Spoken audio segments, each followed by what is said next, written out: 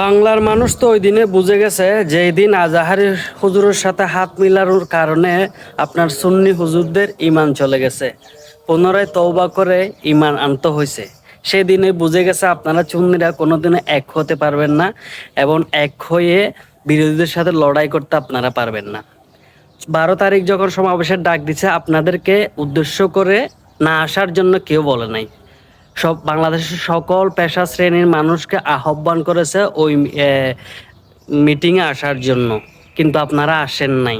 কিন্তু আপনারা কি করছেন, গত আবার 26 তারিখ সমাবেশের ডাক দিছেন। এটা মানে একটা বাংলাদেশের মানুষকে দুই ভাগে বিভক্ত করে ফেলছেন। যেদিন 12 তারিখ সমাবেশটা ছিল সেই দিন বাংলাদেশের প্রত্যেকটা রাজনৈতিক দল থেকে শুরু করে প্রত্যেকটা মৌলবি বিভিন্ন দলের থেকে সবাই আসছে, কিন্তু আপনারা সুন্নিরা আসতে পারেন নাই। কেননা আপনারা হচ্ছে দুই দলের মানুষ, আপনারা বাংলাদেশের মানুষকে ভাগ করে ফেলছেন।